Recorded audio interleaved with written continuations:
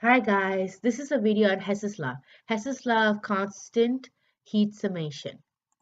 Hess's law states that the total heat of a reaction is equal to the sum of the individual changes in separate steps, regardless of how many steps it takes. What does it mean? Total heat of reaction is basically adding up the different heats of formation for the separate steps. So this law was created by Henry Hess, which is a Russian scientist born in Geneva, Switzerland. And he was basically creating this law for a more complete law of conservation of energy, according to Britannica. I'll keep the sources below. Let's take a look at some practice problems to show how this law is taken into action. So here we can see is that to solid carbon plus hydrogen gas is creating a compound C2H2 gas. So this is some specific gas which we are unknown of. We do not know what it is. So how are we going to do this? It may look really complicated, but don't worry, guys. Don't worry at all. Be happy. It's cool. It's chill. And especially for you taking honors chem, it's really easy, guys. It's just tedious. It's just really tedious work. But once you get the hang of it, it's like split seconds. So what can you see when you see this reaction? And as you can see that this is a pre-recorded video and my voice is just attached to it. So if the video and my voice do not correlate, it's because of that reason, and I'm really sorry, but this just helps me to think better when I solve these problems and I don't keep constantly make mistakes. I'm not much of a multitasker. Hey, everybody makes mistakes. So as my cursor is trying to find a proper, what do I say, marker, I want to say that what do you guys see first in the reaction? You might see that the product C2H2 in the one of the thermochemical equations is on the reactant side instead of the product side. Oh no, we can't solve this now. It's on the reactant side. Easy guys, it's easy. First you must reverse the reaction. As you can see right here, this is how I will reverse the reaction for multiple questions. So what do you do to the heat of reaction? You must make it positive, okay? Because if you don't make it positive, it's going to be completely wrong. Your teacher is going to literally take off the entire question for you just because of that one mistake. My teachers sometimes did it. It's not fun, okay? So don't make that mistake. You need to make it positive because that negative heat of energy is for that specific reaction that we just changed. We reversed it. So now it has to be positive. Now, as you can see, we need to balance out the carbon dioxide on the reactant side for the first thermal equation with the product side of the second thermal equation. How are we going to do that? You can see that, oh, I can just double it. Simple. And you also need 2 carbon as a product. So this is perfect. You just need to add 2. What are you going to do? Simple. Just double the equation.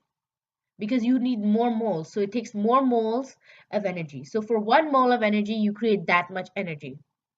So for 2 moles, you have to double it. So I'm getting my calculator out. Let's see how to solve this. So how do I solve? Wait.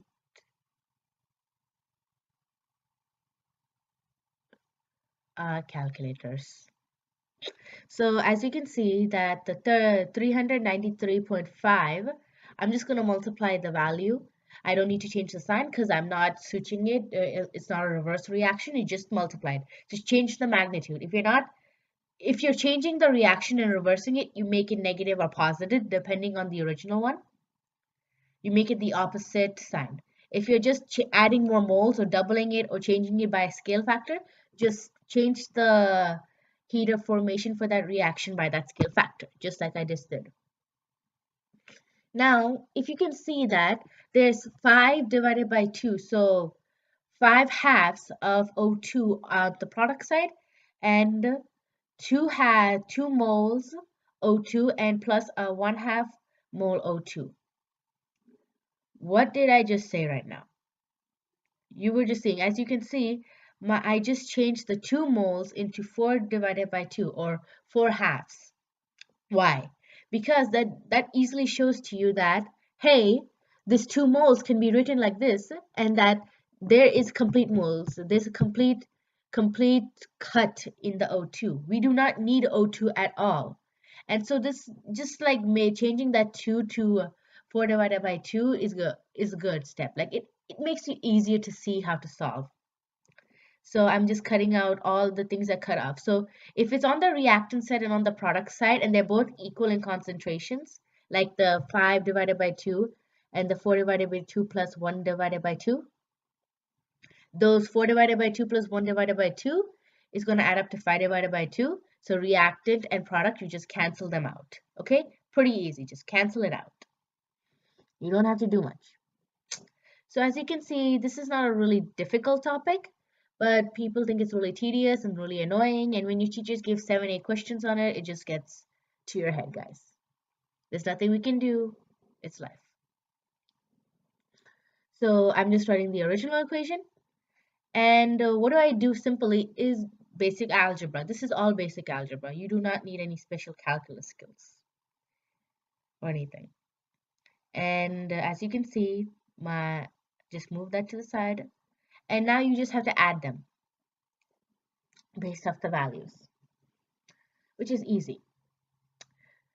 Like, and you know the 2 mole thing I said about O2, you don't have to do that, but it just makes it easier for you to see, and you make less mistakes. Like, it may take a few more steps, but it decreases your chance of error.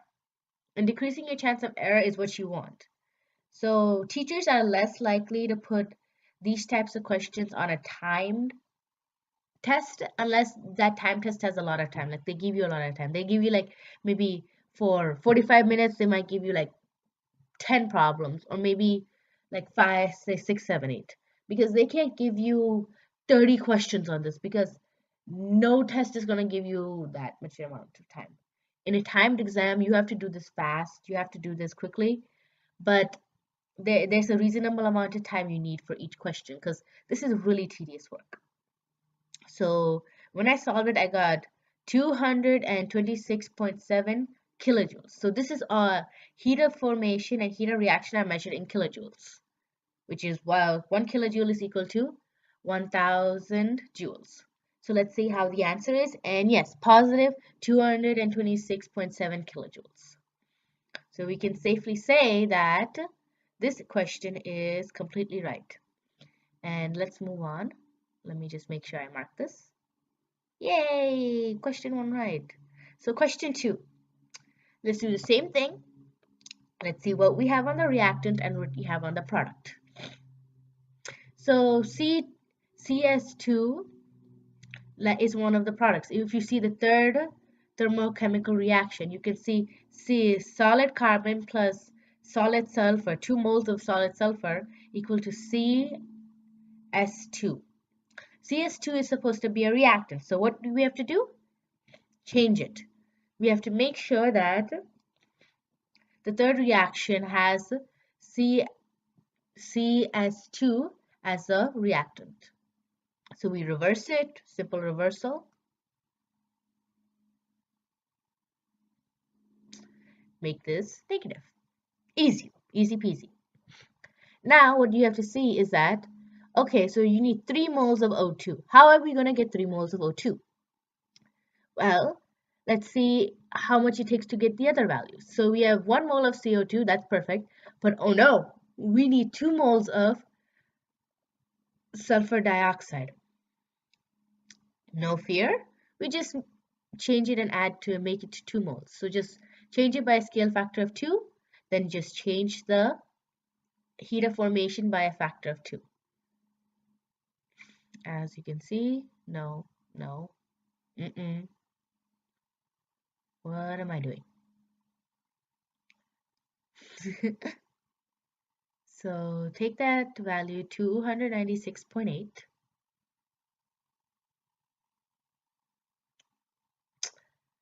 Okay, 296.8 times 2 equals to this. So we'll just copy the value onto here. So you don't need to change anything, you just have to change the magnitude. Pretty good, it's pretty easy. And then now we can see, okay, that's good. So that means we finally have not only 2 moles of sulfur dioxide, but we have 2 moles of oxygen gas, plus the 1 mole we already have. That's good. That means we have total 3 moles of oxygen gas as the reactant. Perfect, that's what we needed. So I can see this reaction is completely balanced out. If you don't see it, I'm about to show you. So if something is on the reactant and product side, well, we have to cancel them out because reactants and products just cancel each other out. It's just a basic thing. There's not that much thinking into it. It makes sense. What's on the right can cancel out with the left when you create these reactions. So S2, S2, 2S, sorry, C, C, carbon, carbon. And now you just have to add it. Let me just copy that reaction. Copy it. Nice. So I'm going to be only doing a few problems each time. These are just my first few videos. I'm trying to try new things of how to solve these things because I don't want to show my face. And if you understand how I feel, thank you, because I'm not someone who likes to show my face. So if you like these videos, please like and subscribe. I'll be posting more videos if more people like them. I'm making this for kids who need help, and I might not be as good at first, but I hope to help kids learn more by this because this is like a project for my passion project. So it's just a community service project. So as you can see, I'm just adding the magnitude, but you should also take into account the negative value. So you have to make sure you have the negative value because teachers can take off unnecessary points just because you didn't have the negative there, and you're gonna be mad, and you don't want that. Okay, no, don't. Yes, thank you. Why did you do that? No. Yay. This is good. I like Henry Hess's law. It's really good. It teaches you a lot. Oh no, the answer's not there. Okay, but we can note that how they did. They got negative 393.5, negative 593.6, and negative 87.9. Okay, so they got the negative values we did. We added them. We made sure. We checked. I think I checked twice. So yeah, we're fine. We're good. It's easy. It's not that difficult. You guys will be fine. It's not that difficult. I'm about to rebound to question 4. I'm skipping question 3. And the reason why, and I already did a lot of question 4. I just quickly am going to show you this because it takes a little time to do this one. And I can only do 15-minute videos. So as you can see, this is the original question. And this is the one I just quickly solved. I just quickly solved it because I needed to quickly solve it. So there. So you can see 2 moles of NO. And that's the heater formation for it. So what did I just do? Well, I needed to get 3.5 moles. 3.5 moles. So what I did is that first, I reversed the reaction by making it positive. Then I multiplied 3 halves to everything. So I got 3 moles of NO2, 3 moles of NO and everything. Then I just halved the reaction, the second thermal equation, because I only needed 2 moles of nitric acid. I think it's nitric acid, yes. And I just have the heater formation for it. And the NO2 value, I also checked it. It's good. Yeah, everything's good. I just switched the value. I crossed out everything. And if you guys want to pause and see what I did here, I just quickly did this one because I just really wanted to do it. This is the original one. It's nice, yeah. So if you want to pause and see quickly everything I did, I switched it. I showed you the example one. I just wanted to do this one really quickly. So as you can see, this is nice. It's good. So I switched it. I switched the third thermal equation and I made it positive. Then I canceled everything out. And as you can see, the 3O2, and I made the O2 in this case also two halves, which is one itself, but I did that so I can see that 2 plus 3 halves equals to 5 halves, so it's good. Thanks, guys.